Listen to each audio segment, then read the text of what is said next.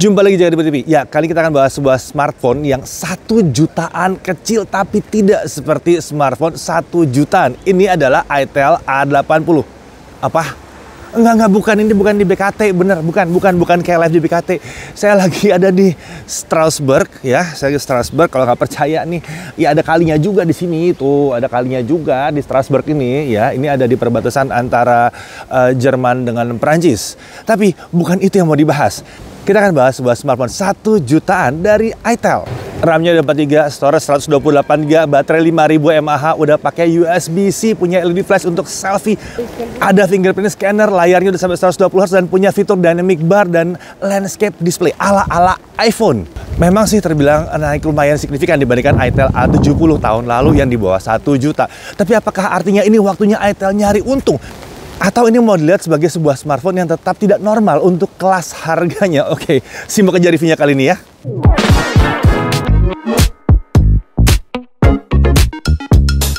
Ya, untuk review kali ini karena saya sedang traveling, tapi Jaga TV tetap harus menghadirkan konten terkini dong ya.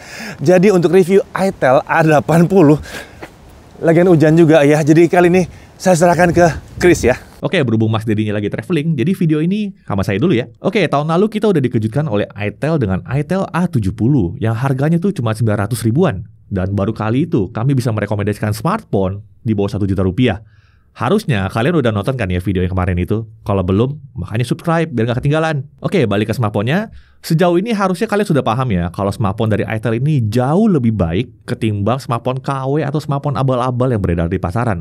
Yang biasanya tuh smartphone-nya sering numpang pakai nama smartphone terkenal gitu. Beda dengan Itel ini yang sudah ada nama, jaminan garansi resmi, dan ini juga termasuk keluarganya Trencher Holding, barengan sama Infinix dan Tecno juga. Nah, sekarang langsung aja kita bahas penerusnya Itel A70, yaitu Itel A80 ini. Kita mulai dari isi boxnya dulu. Di dalam boxnya ada unitnya dengan screen protector yang sudah terpasang, ada charger 10 watt, jadi masih ada chargernya, ada chargernya. Lalu ada kabel USB-C, ada SIM ejector, lalu ada case yang terlihat seperti ada MagSafe-nya. Tapi ini bukan beneran ada besi MagSafe-nya ya, ini cuma buat dekorasi aja kok. Dari segi desain, back cover-nya ini masih menggunakan desain flat dari sisi back cover, frame, dan sisi layarnya juga. Ada sedikit perubahan dibandingkan versi sebelumnya, di mana modul flashnya sekarang lebih besar dan bentuknya menjadi lingkaran seperti ini. Kalau kita lihat dari sisi layar, ada perubahan desain di modul kamera selfie-nya. Yang dulu masih pakai notch, kalau yang ini sudah pakai punch hole, jadi terlihat lebih modern. Frame dan back cover-nya terbuat dari polikarbonat ya. Finishing back cover-nya matte yang bertekstur seperti sandpaper. Ini membuatnya tidak mudah meninggalkan bekas sidik jari. Untuk varian warna, unit yang kami pegang ini warnanya sandstone black. Ada satu lagi warnanya namanya Glacier White. Untuk dimensinya 164 mm x 77,3 mm x 8,6 mm. Bobotnya 189 gram. Kita lihat di sisi kanannya ada fingerprint scanner dan juga ada tombol volume. Di sisi atas kosong, di sisi kiri ada slot SIM tray triple slot, bisa dual SIM plus 1 micro SD. Di sisi bawah ada headphone jack, ada mikrofon, ada USB-C, dan ada grill speaker mono. Masih wajar ya kalau mono. Dan untuk kualitasnya sendiri masih sesuai harga aja lah. Di sisi belakang ada modul kamera dan LED flash. Untuk spek kameranya sendiri, ini adalah kamera utama 50 megapiksel, perekaman videonya up to 1080p 30 fps. Terlihat ada kamera satu lagi, tapi itu untuk bantu efek bokeh aja. Anggap aja bonus lah. Beralih ke sisi layar, ada earpiece di bezel atas, lalu ada kamera selfie di bawahnya dengan bentuk punch hole. Ini adalah kamera selfie 8 megapiksel dengan perekaman video up to 1080p 30 fps. Itel juga menyematkan LED flash untuk kamera selfie-nya. Ini akan sangat membantu ketika mau selfie di kondisi yang agak gelap. Dan selain LED flash, lampu yang satu ini juga berfungsi sebagai LED notifikasi. Dari segi bezel layar sudah cukup tipis di sisi atas, kiri, dan kanannya. Untuk bagian bawahnya masih terhitung tebal sih. Tapi wajar lah mengingat kelas harganya. Untuk layarnya sendiri, ini adalah layar 6,7 inci dengan desain punch hole. Resolusinya SD Plus 1600 x 720 pixel. Refresh rate-nya up to 120 Hz. Adaptif dari 60 sampai 120 Hz. Sedikit catatan, meski layarnya bisa jalan 120 Hz, tapi pengalaman navigasinya belum terbilang yang mulus-mulus banget sih. Misalnya nih, saat geser-geser di home screen, sebenarnya frame rate-nya hanya jalan di kisaran 70 sampai 80 fps. Menurut Itel, refresh rate sebenarnya itu 90 Hz. Tapi dari sisi tim software mereka mencoba mengoptimalkan potensi layarnya hingga 120 Hz. Tapi ini hanya dalam beberapa kondisi aja ya. Contohnya, saat di menu settings, bisa tuh jalan 120 Hz dengan frame rate yang cukup stabil di kisaran 120 fps. Ya, paling nggak ini overall udah lebih mulus dibandingkan Itel A70 tahun lalu yang cuma 60 Hz. Dari segi kecerahan layar, ini meningkat sangat drastis ketimbang pendahulunya ya. Di A70 kemarin, itu tuh mentoknya cuma di 300-an nits. Sedangkan di sini bisa sampai 480 nits.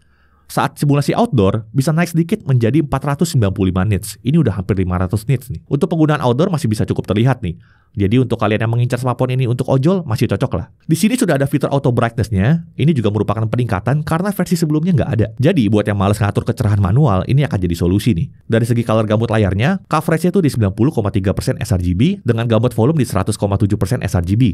Jadi untuk keperluan editing masih mencukupi. Tidak ada opsi warna lain, jadi kami uji apa adanya aja. Warna yang dihasilkan layarnya pun masih sangat oke ya. Yang jelas ini jauh dari kata burik. Jadi overall dari segi layar, seri A-nya iTel ini udah terasa naik kelas. Kita ke spesifikasi internalnya, untuk SoC-nya dia pakai Unisoc T603. CPU-nya tuh pakai 8 core, yang terdiri dari 4 core Cortex A55 1,8 GHz dan 4 core Cortex A55 1,2 GHz. Lumayan lah, paling nggak 8 core. GPU-nya dia pakai PowerVR ROG GE8322. Untuk RAM-nya dia pakai 4 GB dan storage-nya 128 GB eMMC. Untuk saat ini belum ada varian RAM atau storage lain, hanya satu ini aja. Untuk baterainya 5000 mAh dengan charger 10 watt. Kami sudah mencoba pakai charger yang lain yang lebih kencang, tapi sayangnya memang mentoknya di 10 watt aja. Ini karena keterbatasan dari smartphone-nya. Untuk sensor, ada accelerometer, proximity sensor, magnetic sensor, orientation sensor, dan light sensor. Gyro ada gak? Ada, tapi masih virtual sayangnya. Untuk security, dia pakai face unlock dan ada fingerprint scanner. Kecepatan fingerprint scannernya juga nggak disangka-sangka termasuk yang cukup cepat ya. Sebetulnya ada fingerprint scanner aja udah syukur sih. Tapi ini nggak cuma sekedar ada aja. Mantap iTel. Posisinya pun sangat natural ya untuk jempol tangan kanan kita saat menggenggam smartphone-nya. Dari segi OS, dia pakai iTel OS 14 berbasis Android 14. Update OS-nya gimana?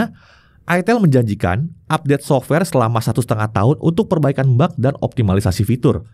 Tapi belum ada janji update untuk versi Android-nya seperti apa. Apakah akan dapat Android 15 atau enggak? Kita lihat aja nanti. Contoh optimalisasi yang dijanjikan oleh iTel ada di fitur refresh rate 90 Hz-nya. Untuk saat ini kan memang belum terlalu stabil ya, tapi mereka berjanji akan membuat fitur ini bisa lebih stabil supaya nggak terasa patah-patah saat dipakai. Terkait bloatware, app-app bawaan standar traction holding tentunya ada di sini. Sampai saat video ini dibuat sih, kami belum menemukan iklan yang mengganggu ya. Paling yang ada tuh hanya notifikasi dari Palm Store aja. Tapi untungnya, karena ini notifikasi, jadi bisa dimatikan dengan mudah. Untuk fitur software andalannya, iTel menyematkan fitur yang namanya Dynamic Bar. Jadi di area kamera selfie-nya akan muncul pop-up bar berwarna hitam ketika sedang melakukan berbagai kegiatan. Contohnya, face unlock, atau charging, atau lagi lowbat, dan juga saat ada panggilan telepon. Ini tuh mirip Dynamic Island di iPhone gitu. Lalu ada lagi fitur yang namanya Landscape Display. Jadi saat smartphone sedang di-charge, layar akan memunculkan widget jam seperti ini. Saat kami cek, ternyata tidak menyala terus-menerus nih fitur ini. Sekitar 2 menit, layarnya akan mati juga. Agak mirip seperti Always On Display, tapi ini hanya bekerja saat di-charge doang. Dan widget jam yang ditampilkan juga jauh lebih besar ya ketimbang AOD yang biasa. Dan jelas sekali ya, fitur ini tuh terinspirasi dari standby mode di iPhone juga. Untuk konektivitas, dia masih 4G tentunya. Untuk Wi-Fi-nya juga Wi-Fi 4. Tapi sayangnya saat kami memakai Wi-Fi-nya ini untuk download berbagai aplikasi dan game, speed yang kami dapat tuh cuma sekitar 15-20 Mbps aja. B-nya kecil, megabit. Padahal kecepatan internet kami tuh normalnya di atas 200 Mbps via Wi-Fi. Dan secara teori Wi-Fi 4 juga seharusnya nggak selambat ini. Kami nggak berharap bisa mencapai 200 Mbps juga sih. Tapi kalau cuma sampai 20 Mbps menurut kami masih terlalu rendah. Kami tidak menemui masalah ini di smartphone lain, kemungkinan ini memang Wi-Fi-nya aja agak lemah. Ini masih masalah yang sama seperti A70 kemarin, jadi menurut kami ini memang keterbatasan dari hardware-nya. Untuk Wi-Fi sharing belum bisa, Bluetooth tersedia tapi tidak disebutkan Bluetooth versi berapa. Untuk NFC sayangnya belum ada. Oke, kita masuk ke benchmark. Pertama kita mulai dari Antutu 10 Lite dulu. Kenapa Lite? Karena RAM-nya cuma 4 GB, jadi 3D bench-nya diminta yang Lite. Untuk score-nya 153 ribuan, lalu untuk Geekbench 6, single core-nya 217 dengan multicore di 871. Untuk GFX Bench 1080p T-Rex off-screen itu 19 fps, 3D Mark Screenshot Extreme graphics score-nya 385, untuk 3D Mark Wildlife Stress Test, base score-nya di 286 dengan lowest score di 284. Jadi stability-nya tuh di 99,3%. Untuk CPU throttling test selama 30 menit, hasilnya tuh 92%. Ini termasuk yang cukup bagus. Saat di stress test, kita juga sekalian mengukur suhu permukaannya. Layar terpanas di 44 derajat Celcius dengan bodi belakang terpanas di 45 derajat Celcius. Area terpanasnya hanya sekitar di area modul kamera aja. Karena panasnya kurang menyebar, area lainnya cenderung hangat-hangat tipis saja. Overall, benchmark ini menunjukkan kalau performanya itu tidak bisa dibilang kencang ya. Tapi ini masih sesuai untuk harganya. Nah, kita masuk ke gaming sekarang. Walaupun melihat performanya sih, jelas ini bukan ditujukan untuk main game ya. Tapi paling nggak kita cobain beberapa game deh ya. Pertama kita cobain Mobile Legends. Setting yang terbuka grafisnya bisa sampai high dengan frame rate sampai high juga. Saat dimainkan frame rate-nya bisa berjalan di kisaran 30-40 fps. Agak patah-patah sedikit, apalagi kalau sudah ramai. Tapi overall masih bisa dibilang ini bisa dimainkan lah. Lanjut ke game berikutnya, Free Fire. Setting grafis yang terbuka bisa sampai ultra, setting high res-nya bisa sampai high, dan shadow-nya bisa di on juga. Untuk setting frame rate juga bisa sampai high, dan saat kami coba mainkan, dengan setting seperti ini, game ternyata kurang nyaman ya untuk dimainkan. Frame rate hanya berjalan di kisaran 18-25 fps saja. Mungkin turunin aja setting grafiknya biar lebih lancar. Lanjut ke Subway Surfer, game ini bisa berjalan di kisaran 40-50 fps. Belum bisa berharap di atas 60 fps ya untuk saat ini. Ini masih oke lah. Lanjut ke Real Racing 3. Sayangnya untuk game satu ini saat kami uji hanya berjalan di kisaran 20 fps. Sepertinya memang kurang optimal di SoC 1 ini. Selanjutnya kami coba juga memainkan beberapa game rhythm untuk mencari tahu soal delay pada layarnya. Pertama kita coba di game Cytus, aman gak ada masalah. Lalu saat kita coba pakai game Hatsune Miku Colorful Stage, ini lancar juga ternyata. Aman, gak berasa patah-patah. Saat tap-tap atau swipe juga terbilang cukup responsif. Tidak seperti pendahulunya yang masih terasa delaynya. Kalau di sini aman nih. Jadi, untuk game rhythm, smartphone ini sudah mencukupi. Buat yang nanya Genshin Impact gimana? Ya jangan dong. Kasihan smartphone-nya. Oke, sekarang kita masuk ke pengujian kamera. Let's go. Oke, di tangan saya kali ini sudah ada ITEL A80. Jadi langsung aja kita lihat kemampuan kamera seperti apa. Seperti biasa, yang pertama saya mau cek itu adalah kemampuan mikrofonnya. Suara yang kalian dengar sekarang ini adalah suara langsung dari mikrofon smartphone-nya. Saya nggak pakai mikrofon eksternal. Jadi untuk kebutuhan video sehari-hari atau untuk vlogging hasil suaranya seperti ini. Jujur aja, untuk mikrofonnya ternyata di atas ekspektasi saya. Saya kira suaranya akan jadi cempreng gak enak didengar gitu. Tapi overall, masih cukup bagus ternyata. Yang perlu kalian perhatikan, hanya mikrofonnya cuma satu. Jangan sampai tertutup aja mikrofonnya. Untuk video selfie-nya punya detail yang masih oke. Untuk stabilizer memang belum mendukung ya. Dynamic range jelas diprioritaskan ke wajah dengan highlight yang overexpose. Selama di pencahayaan yang bagus, hasilnya terhitung lumayan kok. Untuk kamera utamanya, jujur aja kalau saya pribadi, ngerasa kok kamera selfie-nya malah lebih oke ya ketimbang kamera utamanya. Kamera utamanya agak berlebihan ketajamannya, dan skin tone juga lebih oke di kamera selfie-nya. Untuk stabilizer belum tersedia di sini, dynamic range juga belum bisa berharap banyak. Yang agak saya sayangkan ada di bagian autofocusnya. Padahal masih di kondisi terang, tapi saya kesulitan untuk mendapatkan autofocus yang lancar. Jadi biasakan, di-tap dulu di layar kalau lagi mau foto ataupun video. Dan perlu diperhatikan juga, ternyata kalau smartphone-nya udah agak anget, videonya bisa frame drop jadi 20-an fps. Makanya videonya jadi seperti kurang mulus ya. Saat low light, kamera selfie-nya seperti ini. Detail jelas menurun, tapi paling tidak gambar masih cukup terang. Frame rate berjalan di kisaran 20-an fps, jadi memang videonya bukan yang mulus-mulus amat. Kamera utamanya seperti ini, sama, detailnya juga udah kurang, tapi gambarnya lebih bersih dari noise ketimbang kamera selfie-nya tadi. Frame rate juga berjalan di 20-an fps, jadi videonya memang belum yang mulus-mulus amat. Untuk foto-foto, menariknya di sini masih ada fitur HDR-nya ya. Jadi di kondisi pencahayaan yang sulit, fotonya masih dapat diseimbangkan sisi terang dan gelapnya. Yang perlu diperhatikan mungkin kesigapan kameranya aja. Saat selesai foto, tangan jangan langsung bergerak. Karena kalau masih processing itu fotonya bisa jadi blur. Jadi memang harus ekstra sabar kalau mau pakai smartphone yang gak kenceng-kenceng amat. Oke, itu dia kameranya ITEL A80. Belum bisa protes banyak karena menurut saya ini adalah kamera smartphone 1 jutaan yang normal. Walaupun saya pribadi sedikit berharap SoC dan storage-nya bisa lebih kencang supaya pengalaman kameranya bisa lebih satset-satset gitu. Tapi untuk kemampuan kameranya ITEL A80 ini bisa saya kategorikan sebagai kamera smartphone yang normal untuk 1 jutaan. Oke, sekarang kita lanjut lagi ke pembahasan berikutnya. Oke, sekarang kita lanjut ke tes baterainya. Pertama kita coba lokal video playback 1080p pakai YouTube. Kita dapetin baterainya tuh habis dalam 17 jam 31 menit. Hasil yang terbilang standar aja sih. Bukan yang paling boros, bukan yang paling awet juga. Untuk YouTube streaming 1080p 30 menit, baterainya berkurang 4%. Untuk TikTok 30 menit, baterainya berkurang 5%. Sedikit catatan mengenai TikTok. Kalau kita pakai TikTok biasa, pengalaman scrollingnya memang agak nge-lag gitu ya. Jadi baiknya pakai TikTok Lite aja. Untuk chargingnya gimana? Kita pakai charger 10 watt bawahnya aja. 0 sampai full itu butuh waktu 3 jam 14 menit. Dengan kecepatan charging seperti ini, baiknya ditinggal tidur aja. Lalu kita ke pengujian lainnya. Untuk Netflix gimana? Dia masih L3 sayangnya ya. Belum bisa nonton HD, tapi ini bisa diakali dengan download dulu dengan kualitas tinggi. Untuk haptic feedback, di sini tentunya masih tersedia dan vibration motornya ini udah nyala secara default. Untuk kualitasnya sesuai harganya aja. Nah, untuk harganya, dia cuma ada satu varian ya, yang 4128 aja.